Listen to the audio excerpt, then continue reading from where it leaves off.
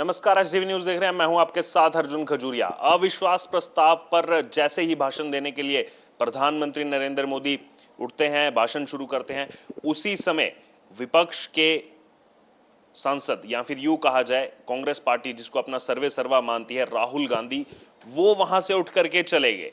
दरअसल अगर बात की जाए तो यहां पर अब सोशल मीडिया पर ये मीम्स भी वायरल हो रहे हैं कि राहुल गांधी आखिरकार क्यों नहीं रुके वहां पर। ये वही राहुल गांधी है जो किसी समय कहते थे कि जब मैं बोलूंगा तो भूचाल आ जाएगा, प्रधानमंत्री जी टिक नहीं पाएंगे, संसद में बैठ नहीं पाएंगे। तो आज आखिरकार ऐसा क्या हो गया कि अभी पीएम मोदी भाषण शुरू ही कर रहे थे कि राहुल गांधी उठकर चले गए वहां से।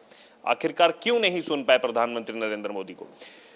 दरअसल अगर बात की जाए प्रधानमंत्री नरेंद्र मोदी जो आज भाषण दे रहे हैं, इसमें कई सारी चीज़ों को लेकर स्पष्टीकरण दिया जा रहा है, चाहे फिर वो एलआईसी हो, चाहे फिर एचएएल हो, जिसको लेकर के यहाँ पर विपक्ष की तरफ से, चाहे सोशल मीडिया हो, चाहे आम जनता के बीच में लगातार जो झूठ परोसने का काम किया जाता है, उस पर आज तंज कसते हुए प्रधानमंत्री नरेंद्र मोदी नजर आए। इतना ही नहीं, हाल ही के दिनों में आपने देखा होगा राहुल गांधी का वो वीडियो कि किसानों के साथ वो बैठे हुए हैं हरियाणा में और माइक उन्होंने यहाँ पर दरअसल लगाया हुआ था। उसको लेकर भी बहुत सारे मीम्स अभी तक वायरल होते रहे हैं।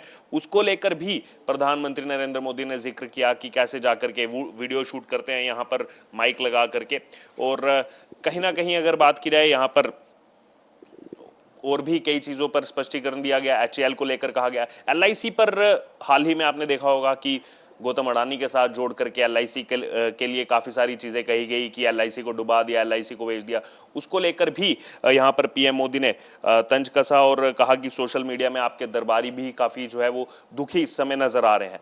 और एलआईसी जिस प्रकार से पिछले एक लंबे समय से अब देख रहे हैं लगातार प्रगति कर रहा है, उस पर भी कहीं ना कहीं झूठ परोसने का काम जो है वो यहाँ पर विपक्ष ने किया है। इतना ही नहीं, 2024 के लिए भी प्रधानमंत्री नरेंद्र मोदी ने ऐलान कर दिया और बड़ा ऐलान यहाँ पर ललकारते हुए विपक्ष को कहा है कि 2024 में हम सभी पुराने रिकॉर्ड जो है वो तोड़ने जा रहे हैं। सभी पुराने रिकॉर्ड का मतलब अगर बात की जाए, जो सबसे पहले 2014 में तोड़ा गया, बीजेपी जब बहुमत में आई 282 सीटें जीत करके आई। इससे पहले कभी बीजेपी की इतनी सीटें नहीं आई थी। और उसके बाद 2019 में अपना ही रिकॉर्ड तोड़ा, बीजेपी ने 303 सीटों पर जीत हासिल की। और अब प्रधानमंत्री नरेंद्र मोदी ने ऐलान कर दिया है कि हम इससे भी बड़ा रिकॉर्ड तोड़ने जा रहे हैं, यानी कि सीधे तौर पर अब 303 से ज़्यादा सीटें लेकर के आएंगे। कहीं ना कहीं ये इशारा जो है प्रधानमंत्री नरेंद्र मोदी की तरफ से किया जा चुका है। हालांकि पहले ही बाकी तमाम जो यहाँ पर सांसद बोले, मंत्री बोले, देश के गृह मंत्री अमित शाह बोले, वो 2024 में पहले ही जीत की हैट्रिक की बात कर चुके हैं।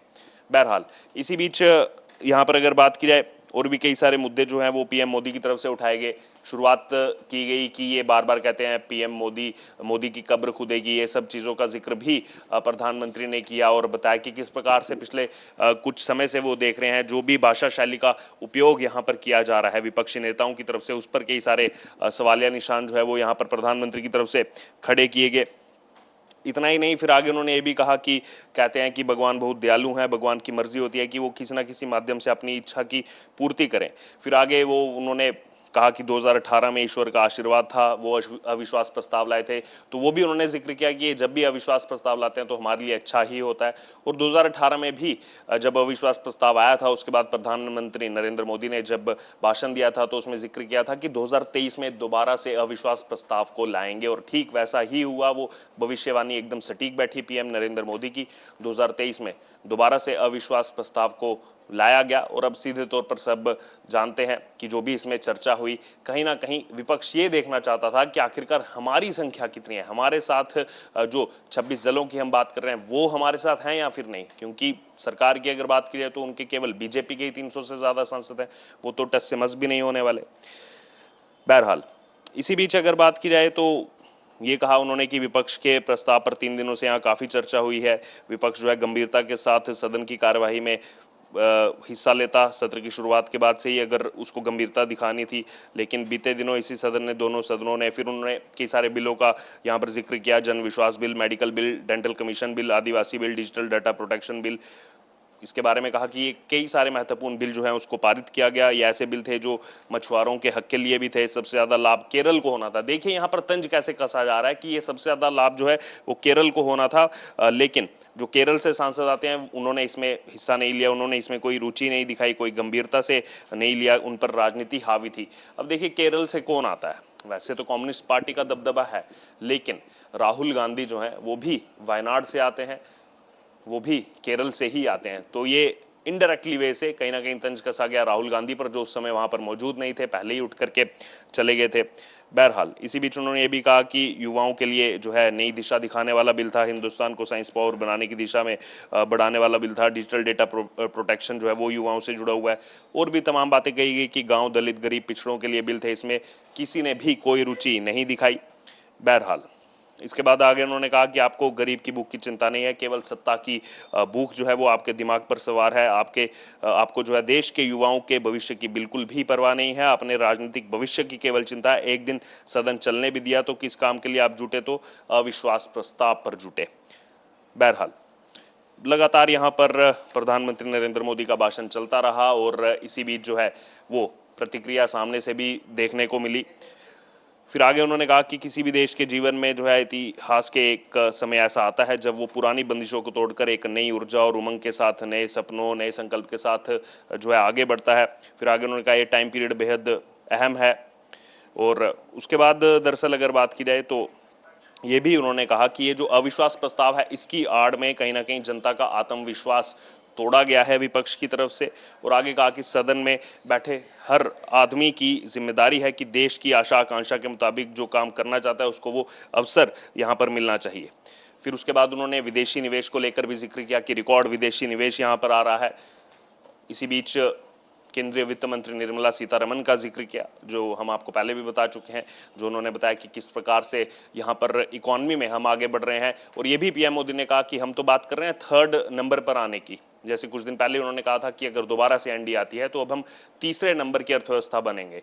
फिर आगे उन्होंने उन पर तंज कहा, आप भी तो कुछ कहिए, आप भी तो कहिए कि हम अर्थव्यवस्था में कहीं आगे आना चाहते हैं। क्योंकि उसी समय आपको याद होगा तो जयराम रमेश उन्होंने वहाँ से जो है यहाँ पर मीडिया में बयान दिए थे कि नहीं, सरकार तो किसी की भी बने, हम जो है तीसरे नंबर पर आएंगे, भारत जो है तीसरे नंबर पर आएगा ही। तो कहीं ना कहीं उस चीज़ का रिप्लाई जो है वो प्रधानमंत्री की तरफ से यहाँ पर दिया गया है।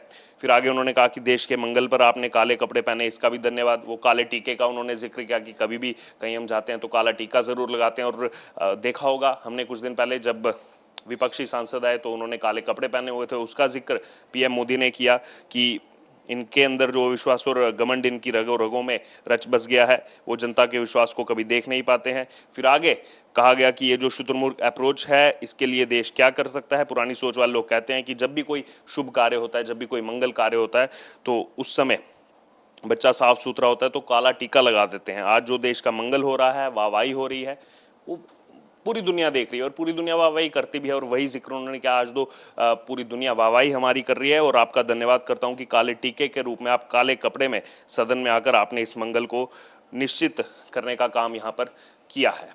तो देखिए तमाम बातें जो है वो कही गई और साथ ही साथ विपक्ष पर तंज जो है वो अपने भाषण की शुरुआत में ही पीएम मोदी कस चुके हैं। और कहीं ना कहीं कई सारे फैक्ट्स जो हैं, कई सारे तथ्य जो हैं उनको रखा जा रहा है, चाहे उसमें आईएमएफ की बात हो, इंटरनेशनल मॉनेटरी फंड की बात हो, उसका भी जिक्र पीएम मोदी की तरफ से किया गया। बहरहाल अब आपको क्या लग रहा है इस पर, आपकी क्या प्रतिक्रिया है? राहुल गांधी को वहाँ होना चाहिए था, नहीं होना चाहिए था? और वो पुराने मीम अब वायरल हो रहे हैं जो राहुल गांधी कहते थे कि मैं बोलूँगा तो बैठ नहीं पाएंगे सदन में, प्रधानमंत्री बैठ नहीं पाएंगे, भूचाल आ जाएगा। और आज खुद ही वो उस समय सदन में मौजूद नहीं थे जब प्रधानमंत्री नरेंद्र मोदी अपना वक्तव्य रख रहे थे। इस पर आपकी जो भी प्रतिक्रिया हो आप जरूर हमारे साथ कमेंट बॉक्स में शेयर करो। इससे जुड़े तमाम अपडेट के लिए बने रहे एसडीवी न्यूज़ के साथ। धन्यवाद।